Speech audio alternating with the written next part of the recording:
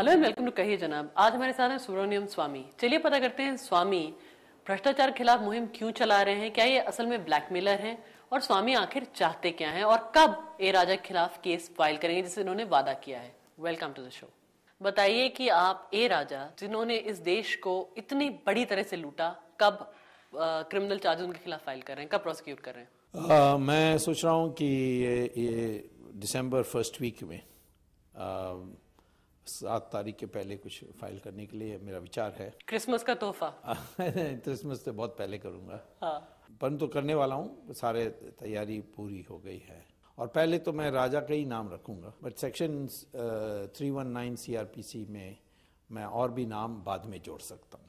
और वो तो आपके लिए, आपके पास विकल्प हमेशा खुला हुआ है। हाँ। लेकिन मुझे बताइए कि जो 2G स्कैम, जो जिसे कहते हैं इस देश का मतलब गिनेस बुक में, या मतलब अगर हम ओलंपिक्स में compete करते करप्शन में नंबर 1 होते और ये उसमें भी नंबर 1 होता। तो आपके बारे में बार बार कांग्रेस पार्टी कह रही है कि आप पॉलिटिकली मोटिवेटेड हैं। इस देश में हर चीज पॉलिटिकली मोटिवेटेड होती है, उसमें कोई गलत बात नहीं है। ये हुआ कैसे? नहीं, पहले तो पॉलिटिकल मोटिवेटेड है, तो फिर दूसरे तरफ ये भी कहते हैं कि मैं मनमोहन सिंह को सपोर्ट कर रहा हूँ। अब ये कैसा पॉलिटिकली मोटिवेटेड हो सकता है कि मैं मनमोहन सिंह को भी सपोर्ट करूं और मैं अपना राजनीतिक फायदा के लिए भी ये करूं?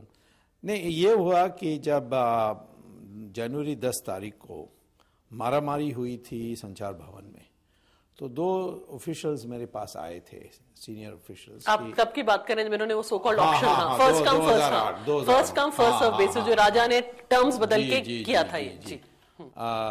उस समय उन्होंने कहा आधा घंटा के अंदर 1650 करोड़ रुपए का डिमांड ड्राफ्ट जमा करो और जो पहले आएंगे उनको मिलेगा। तो पहले से 2 लोग उनके कमरे में, ये तो सब्जी की दुकान में भी नहीं होता, मदर डेयरी में भी नहीं होता। That's right। तो मैं उस समय 2 ऑफिसर्स आए, बड़े दुखी, कहा कि अब भारत सरकार में सेवा करना ही बेमतलब हो गया है। तब मैंने पूछताछ की थी और फिर धीरे धीरे डॉक्यूमेंट्स प्राप्त की। उसके बाद एक और बात निकली कि इसमें कोई राष्ट्रीय सुरक्षा की मामला जुड़ा हुआ है। पहले तो वैसे टेलीकॉम ऐसा सेक्टर है जिसमें देश को बिल्कुल सावधान रहना चाहिए। बिल्कुल, अमेरिका ने भी पूरा नहीं खोला है। बिल्कुल, जो दुनिया की सबसे जिसे कहते हैं लिबरेटेड इकोनॉमी है, उन्होंने भी पूरा नहीं खोला है। इकोनॉमी होने के बाद भी वो ये सबके घर जाने वाली बात है। आप फोन लेकर घूमेंगे तो आपको फॉलो कर सकते हैं, आपके बैंक अकाउंट को खोल सकते हैं। तो बिल्कुल ये राष्ट्रीय सुरक्षा तो वैसे भी है, लेकिन जिन प्रिंसिपल प्लेयर्स आए इसमें, उसमें कई हैं जो देश के दुश्मनों के साथ उनका रिश्ता है, और इसके सिद्ध करने के लिए मुझे कोर्ट में समय मिलेगा। परंतु अभी मैं आपको बता सकता हूं कि उसमें ऐसे लोग हैं जो दाऊद से जुड़े हुए हैं, जो पाकिस्तान की ISI से जुड़े हुए हैं। तो ये सारे, जब आप कह रहे हैं आपके पास इसका पुख्ता सबूत है? जी बिल्कुल, मैं तो कोर्ट में पेश करूंगा इसको। तो तब मैंने सोचा ये कि ये तो हम बर्बाद हो जाएंगे। तब मैंने प्रधानमंत्री को चिट्ठी लिखी और अभी तो कांग्रेस हल्ला कर रहे हैं कि चिट्ठी से क्या होगा, परंतु प्रधानमंत्री ने उसको बहुत गंभीरता से लेकर अपने ऑफिसर्स को चिट्ठी लिखी, फॉरवर्ड किया और कहा कि इस पर पूरी जांच होकर मुझे रिपोर्ट दीजिए। इन लोगों ने 3-4 महीने रिपोर्ट नहीं दी, बैठे रहे। अंग्रेजी में शब्द है स्टूपिडिटी और क्यूपिडिटी। नहीं, ये स्टूपिडिटी थी या क्यूपिडिटी थी? मतलब ये डेलिबरेट, जिसे कहते हैं एक डेलिबरेट डिले था, या जानबूझ के प्रधानमंत्री तक को एक तरह से मिसलीड किया गया? जी, प्रधानमंत्री को तो पहले, वो अर्थशास्त्री हैं, उनको तो कानून पता नहीं है, इनको भेजना ही नहीं चाहिए था। जजमेंट सुप्रीम कोर्ट के अनुसार जैसे मैं पिटीशन भेजता हूँ, वो खुद उसको देखें, उसका अध्ययन करें और फिर हाँ या ना कहे। मैं क्या वो कह रहा हूँ, मैं तो सजा देने के लिए तो नहीं कह रहा हूँ, मैं तो कह रहा हूँ मुझे अनुमति दो कोर्ट में जाने के लिए। साधारण तो मैं जा सकता हूँ, जैसे अब मैं जा सकता हूँ, क्योंकि राजा मंत्री नहीं है। जब मंत्री हैं तो मुझे अनुमति लेना होता है, जिसको सैंक्शन कहते हैं। तो उसके लिए सुप्रीम कोर्ट की जजमेंट है, जब ऐसी चिट्ठी आती है तो वो खुद अपना बुद्धि लगाएं और फैसला करें कि इसमें कुछ आधार है कि। लोग कहते हैं, मैं आपको एक छोटा सा एग्जांपल देती हूँ। हम लोग इतने खुश हुए जब ओबामा आए, उन्होंने कहा कि हम इमर्ज कर गए हैं, लेकिन जिस आदमी ने उन्हें एयरपोर्ट पे रिसीव किया, आदर्श टेंटेड मुख्यमंत्री, पहले पर्सन जिसको ओबामा ने भारतीय सॉइल पे मिले, वो आदर्श टेंटेड मुख्यमंत्री था, जो जैसे ओबामा देश से उड़े निकाल दिए गए। तो मतलब हम लोग किसको बेवकूफ बना रहे हैं? और आप मुझे बताइए, क्योंकि आपने जिसे कहते हैं पूरी जिंदगी बिता दी है इस भ्रष्टाचार के खिलाफ लड़ने के लिए, कि ये सब क्या है? पूरी जिंदगी अभी तक बिताई नहीं, अभी बाकी है। ओ गॉड, राजा को मतलब रातों को जगना चाहिए। ऐसा है कि हमारे देश में लोग जोखिम लेने से डरते हैं। पंगा मत लो, स्टेटस पंगा मत लो, जोखिम मत लो, कहीं करियर खराब हो जाएगी। समय समय पर व्यक्ति आते हैं, जैसे जयप्रकाश नारायण आए और लोगों में विश्वास जगाते हैं। आपको लगता है आप जयप्रकाश नारायण जैसे हैं? नहीं, मैं जयप्रकाश जैसे नहीं हूँ। उन्होंने तो पद से त्याग कर दिया था, मुझे तो राजनीति में कोई पद त्याग। हाँ, मैं कह रही थी कौन सा पद त्याग है, पद नहीं है। हाँ। उनका वो तो महात्मा थे, हम कोई महात्मा नहीं। हम नाम स्वामी भरे हो भले हो, but Swami by name, no Swami by nature. That's right. या हम क्षत्रिय स्वामी हैं, जैसे विश्वामित्र थे। भ्रष्टाचार अब ऐसी स्तर पर पहुंच गई, अब हमारी रेट ऑफ ग्रोथ देखेंगे तो ऊपर जा रही है। हमारी रैंक दुनिया में देखेंगे नीचे से, बॉटम लिस्ट से हम गिरते जा रहे हैं। हम अब लगभग नियर द बॉटम है। हमारी कंपैरिजन बोट्सवाना से होती है, हमारी कंपैरिजन पाकिस्तान से भी बुरा है। तो इसीलिए ये भ्रष्टाचार कई समाजों को ध्वस्त कर दिया। लेकिन आपसे अगर मैं सीधा सवाल पूछूं, जैसे 2G की बात करते हैं, आपको लगता नहीं कि अगर राजा ने एक तो इस्तीफा दिया, इस्तीफा कोई पनिशमेंट नहीं होता।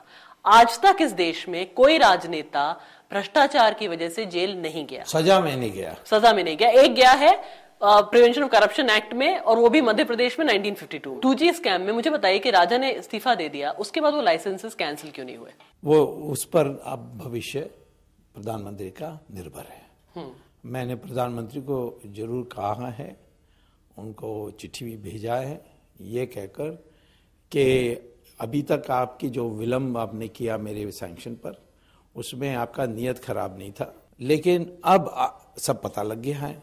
यदि आप लाइसेंस को नहीं कैंसिल करें, और सीबीआई ने हमारी इंटरनेशनल कोऑपरेशन के कारण आज जिन लोगों को पैसा मिला और उसने उन लोगों ने कैसा विदेशों में ट्रांसफर किया, सारी डॉक्यूमेंटेशन आ गई है। तो अब उनको भी पकड़ने की आवश्यकता है।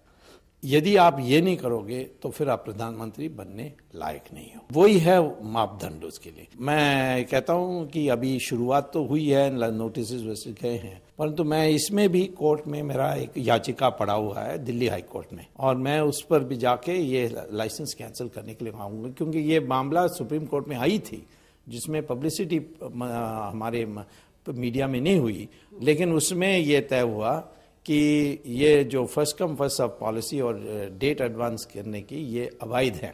तो इसीलिए लाइसेंस को कैंसिल करने के लिए एक सेपरेट याचिका मांगी थी दिल्ली हाई कोर्ट ने, वो मैं तैयार करके मैं फाइल कर रहा हूँ। जो मैंने फाइल किया उसमें एक दो और बार जोड़ने के लिए कहा था, इसीलिए मैंने उसको वापस लेकर अब जोड़ कर दूंगा।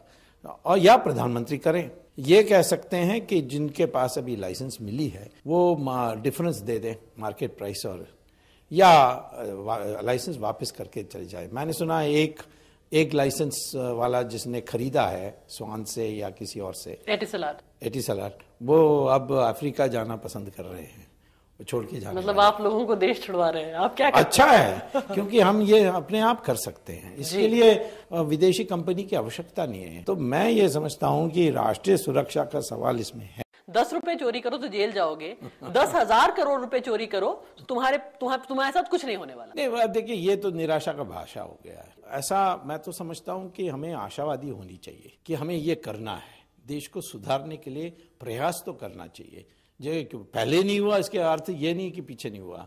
मैं आपको बता रहा हूं कि मैंने जब रामकृष्ण हेगड़े का भ्रष्टाचार जो जमीन घोटाला पर लिया था, तब लोगों ने यही कहा कि कुछ नहीं होने वाला। आखिर में रामकृष्ण हेगड़े बर्बाद होकर निराश होकर मरे थे। जयललिता भी जेल होकर आई थी, पहले तो उसको मैंने उतार दिया था क्योंकि क्रिमिनल केस था, वो क्रिमिनल केस से बरी होकर आई थी, फिर दोबारा बनी चीफ मिनिस्टर, और उस समय उस 5 साल के कार्यकाल में उसने कोई भ्रष्टाचार नहीं किया, एक भी चार्ज नहीं है। आपके डर के मारे? नेचुरली मैं वहां बैठा हूँ। यानी मुझे बताइए कि इस देश में हर राजनेता का वर्स्ट नाइटमेयर है कि हमारे बुरी नजर लग जाए, मतलब कुछ करो मत, गब्बर आ जाएगा, सुब्रमण्यम स्वामी आ जाएंगे। इस देश में व्यक्ति अकेला ही बन सकता है, या शंकराचार्य से शुरू कर आज तक हमारा इतिहास देखिए, अलग व्यक्ति करता है, वो खड़ा हो जाता है, फिर सारा समाज जुड़ता है धीरे धीरे। कभी टाइम लगता है क्योंकि विश्वास भी पैदा करनी है। और मैंने पार्टी कभी छोड़ी नहीं, मैं जनता पार्टी भले सब छोड़ के चले जाए, आज तो जनता ही जीती है बिहार में, एक भारतीय जनता और वो एक तो आपसे राष्ट्रीय वो जनता। लोग भी आपसे भागते हैं। नहीं, वो भागते नहीं है, ऐसा नहीं है। आपको मोटिवेट क्या करता है, क्योंकि आपके बारे में लोग कहते हैं कि आपका एक, आप हार्वर्ड में अभी प्रोफेसर visiting हूँ, professor, अभी भी हाँ, हूँ, हर अभी साल भी जाता आप हूँ। हर साल जाके वहाँ पढ़ाते जी। हैं। आप बहुत ही पढ़े लिखे आदमी हैं, आप जिसे कहते हैं बहुत इंटेलेक्चुअल हैं, और जी। एक पूरा नेटवर्क है आपका। जी। तो एक तो आपने विश्वास कैसे क्रिएट किया, और क्या है सुब्रमण्यम स्वामी? मैं पद की लोभी नहीं हूँ, ये तो बात सिद्ध हो गई, क्योंकि सबको पता है कि मैं समझौता करके कभी भी पद में आ सकता हूँ। मैं किसी के बारे, मेरी पार्टी की भी हो या मेरे मित्रों में भी हो, उनका ऊपर आपके आरोप मित्र लगा। हैं? हाँ? आपके कोई मित्र हैं? मित्र तो बहुत है, नहीं तो कोई मुझे दस्तावेज देगा। वो आपके सोर्सेज है। हाँ, नेचुरली। हाँ। हाँ, ये तो हवा उड़ाते हैं लोग। हाँ। क्योंकि मैं किराए में भीड़ नहीं इकट्ठा करता हूँ। मैं ये क्यों हूँ कि इसलिए क्योंकि मुझे कुछ नहीं चाहिए। शत्रु जो है वो मुझसे खतरा समझता है, वो तो दुनिया भर की प्रचार करेगा, वो तो अखबारों को पैसा दे करके मेरे खिलाफ छापेगा। जैसे अभी कह दिया मैंने मनमोहन सिंह पर पलटी ले ली, पलटी खा ली, द्रौपदी का वस्त्र देखते रह गया, कहाँ पलटी हुई, पर क्यों नाम खराब करने के लिए कहते हैं हाँ पलटी भर दी, वो उसके माने कुछ पीछे कुछ समझौता हो गया होगा। इस तरीके से प्रचार तो लोग करेंगे, परंतु यह अब चिपकता नहीं है। पहले एक जमाने में चिपकता था, अब नहीं चिपकता, क्योंकि लोग सब मुझे जान लिए है। मेरा तो रिकॉर्ड लंबा है ना, अब इमरजेंसी से मैं लड़के आया हूँ और हर बार लड़ते रहा, स्पष्ट बोलते रहा, धीरे धीरे प्रतिमा बन गई है। तो मैं तो किसी से डरता नहीं हूँ। यानी कि आप मतलब जिसे कहते हैं आप गारंटी कर रहे हैं, कहिए जनाब के दर्शकों को, जी न्यूज के दर्शकों को, कि आप इस भ्रष्टाचार के किसी मुद्दे पे कभी भी पलटी नहीं खाएंगे। अभी तक मैंने नहीं कही, और जयललिता के साथ दोस्ती कर ली, परंतु केस विड्रॉ नहीं किया। आज भी उसके वो पछता रही है उन केसेस में। जब वो आई मेरे घर कि समझौता करके दोनों लड़े हैं करुणानिधि के खिलाफ, तब मैंने कहा कि मैं केस को विड्रॉ नहीं करूंगा। ये वहां स्वीकार है तो फिर, यानी कि ना आपकी दोस्ती अच्छी ना आपकी दुश्मनी। वही ऐसे ही होना चाहिए। मैं तो सिर्फ देश के लिए काम कर रहा हूँ। मैं दोस्ती में ना झुकूंगा ना दुश्मनी में मैं झुकूंगा।